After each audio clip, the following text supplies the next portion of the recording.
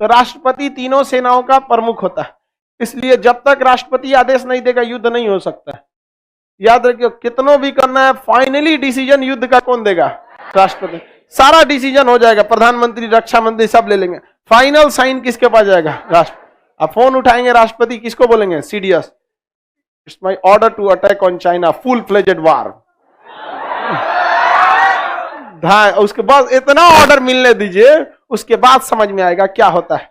गलवान घाटी में जब दो रेजिमेंट के सैनिक, सिख रेजिमेंट और बिहार रेजिमेंट, ये हम लोग का जो कोर कमांडर थे वहां पे अपना सरदार जी थे, कोर कमांडर। वहां पे कोर कमांडर कंपनी कोर बहुत बड़ा होता है, लगभग 60,000 फौज आती है उसके अंडर में। लद्दाख में खड़े थे, उनके पास बताइए, कोर कमांडर आर्मी का था, तो क्या उसके अंडर में नेवी है, एयरफोर्स है? उसके अंडर में केवल क्या? आर्मी। जो चाइना का कोर कमांडर था, तो चाइना में तीनों एक ही के पास होता है। जो चाइना का कोर कमांडर था उसके पास 60,000 की क्या थी? आर्मी, 10,000 की नेवी, लगभग वही 1,000-1,200 के पास में एयरफोर्स, क्योंकि एयरफोर्स में तो जहाज ज्यादा होते हैं ना वहां, सब उसके पास। फिर भी वो नहीं टिक पाया। एक साल में 9 बार अलग अलग लोगों का ट्रांसफर किया गया। इधर एक सरदार जी खड़ा है, 1.25 लाख एक लड़ावा तब गोविंद सिंह नाम रखा। समझ आ गया कि नहीं आ गया? इतना फर्क होता है दोनों सेनाओं में। दूसरी बात, भारत की सेना बहादुरी से लड़ती है क्योंकि वो देश की सेना है। भारत की सेना देश की सेना, लेकिन चाइना की कोई अपनी सेना नहीं है। चाइना में एक पार्टी है कम्युनिस्ट पार्टी, और कम्युनिस्ट पार्टी की सेना है वो। समझ गया? आप ऐसे नहीं समझेंगे। कम आप कहेंगे ये क्या बात हुआ? एक बात बताइए, भारत में राजनीतिक पार्टी है मेनली 2 पार्टी, कांग्रेस और बीजेपी। कांग्रेस और बीजेपी। सपोज कीजिए कि भारत में ऐसा लिख दिया जाए कि जिस पार्टी की सरकार है सेना उसी पार्टी की रहेगी। आज हमारी सेना इंडियन आर्मी कहलाती है, अगर इसी इंडियन आर्मी को कह दीजिए बीजेपी आर्मी है, उसका आधा पावर वैसे ही खत्म हो जाएगा। किसी पार्टी के लिए लड़ रहे हैं, समझ में कि नहीं? चाइना में यही होता है। चाइना के सेना नहीं है, पीपल्स लिबरेशन आर्मी है, कम्युनिस्ट पार्टी की सेना है। हमारे यहां सेना का प्रमुख कौन रहेगा? राष्ट्रपति। वहां सेना का प्रमुख वही रहेगा जो कम्युनिस्ट पार्टी का अध्यक्ष है। जैसे अभी कौन है? जिनपिंग वहां पे, तो उसकी आर्मी किसके लिए लड़ती है? पार्टी के लिए। देश बाद में। हमारे यहाँ पार्टी बाहर में जाओ, जरूरत नहीं, नौटंकी मत करियो, यहाँ तू कोनो पार्टी का हो तो देंगे हम तुमको। यहाँ जाइए ना पटना दानापुर में, दानापुर में मार्शल लॉ लगा हुआ है। पटना के पास लाइव वाले जो लोग होंगे यहाँ पे समझेंगे, पटना दानापुर में अगर वहां आप हॉर्न बजा दिए, बड़ी मार मारता है। एक आदमी गाना बजा रहा था अंदर, वहां भाड़ा की गाड़ी थी और गाना बजा रहा था अंदर, कोनो नहीं, नया नया गाना आता है, गाना बजा रहा था। अब बाहर ड्यूटी कर रहे थे सड़किया पे, कौन? आर्मी वाले। सुन लिया, उधर इधर ड्राइवर को लेके आया, निकल तुम यहाँ पे, गाना बंद कर। अंदर ले गया, गाना काहे बजा रहा था?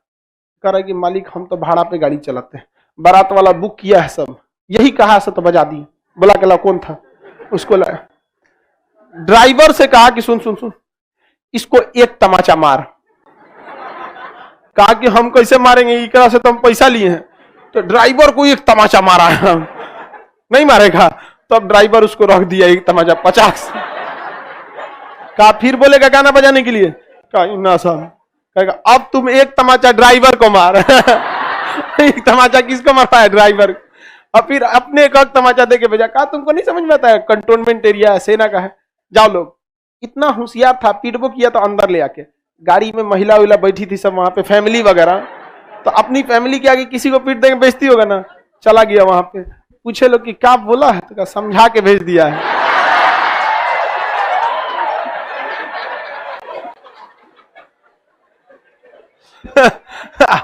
हम उस समय, हमारी पहली एक गाड़ी थी वर्ना, कार जो थी ना वर्ना, हम गलती से ना खुदे ड्राइव करके चले गए थे। वो तो किस्मत ठीक ठाक था, हमारा बंद हो गया वहीं पे, गड़िया बंद हो गया वहां पे, तो कि भाई साइड उइड कर। उस समय हम तो मतलब बहुत 3-4 साल पहले की बात है, तो हमको कोई खास नहीं जानते थे, पटने भर के लोग जानते थे। देखिए कि भाई ठीक ठाक नियम है। तो आर्मी का नियम इतना खतरनाक होता है ना कि जो ड्राइवर उस रूट से पिटा गया वो फिर बिहटा होके जाता है, दानापुर होके नहीं जाता है। वो रास्ते बदल देता है, वहां से टी पॉइंट आता है, कंटोन छावनी होके जाएंगे, बिहटा होके जाएंगे, फिर भाग वहां से इधर से जाओ। वहां गाड़ी अगर धीरे चल रही तो धीरे ही चलिए, आप किसी गाड़ी को ओवरटेक नहीं कर सकते। आगे ट्रैक्टर है ना तो 3 किलोमीटर तक ऐसे ही धुकुर धुकुर चलते रहिए, खाली भी है, आप ओवरटेक नहीं कर सकते। कर लिए तो हर 100 मीटर पे खड़ा रहेगा कि पुलिस फौजी सीटी मारेगा, इसे अगला पकड़ लेगा। अब तुम 2 करोड़ के तुम जगुआर में घूम रहे हो ना, निकाल के धो देगा बाहर है। यहाँ पे खतरनाक नियम होता है आर्मी वालों का एकदम। उन लोग का नियम बहुत जबरदस्त होता है। सर उंगली छप गया होगा उसका। अरे तुम उंगली की बात करो, सेरिब्रम, सेरिबेलम, मॉड्यूला ऑब्लोंगाटा सब हिल गया होगा, खोपड़ी वगैरह समझ आ गया कि नहीं। सर दानापुर ऐसा क्या है, दानापुर में सेना रहती है, छावनी है, सेना का एरिया है।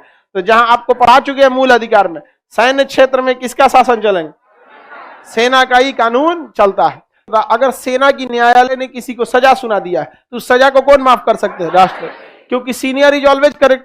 सेना में जो जज होता है कर्नल रैंक का होता है, जज भी कैसा रहेगा, कर्नल, उसका भी रैंक क्या रहेगा, ब्रिगेडियर। सुप्रीम कोर्ट जैसे कोर्ट, सेना का भी अपना सुप्रीम है वहां पे, उसमें लेफ्टिनेंट जनरल बैठेगा, वहां डॉक्टर भी रहेगा तो वैसे ही रहेगा, सीनियर डॉक्टर कर्नल, उससे भी ज्यादा सीनियर ब्रिगेडियर, पूरा हेड रहेगा मेजर जनरल, इस टाइप का। वहां नर्स भी ऐसे रहेंगे सर, सूबेदार, सूबेदार मेजर, इस टाइप के रहेंगे सर। ये सब नहीं, सिस्टर सुई मारो, सिस्टर सुई मारो, ऐसा कुछ नहीं रहते वहां। ठीक रहता है ना लड़की सब में, हालांकि सिस्टर के लिए लड़की ही ठीक रहती है सब, उन सब में दया की भावना ज्यादा रहती है, मरीज के तकलीफ को समझती है सब। इंजेक्शन लगाना रहेगा, मरीज को दर्द होगा तो आराम से बेचारी कहेगी थोड़ा सा बहुत दिक्कत है, लगा देते हैं आराम से। और उसके जगह एकदम पुरुष को भर्ती कर देंगे, सुई लगाएंगे, चिल्लाएंगे तो कहे चुप छट्टा कहेंगे, सुई लगा रहे तो दर्द नहीं होगा, मजा आएगा तोरा, मारेंगे एकदम, मरीज बेचारा अपने पगला जाएगा। महिला सब इस सब में थोड़ा सा रहती है सर।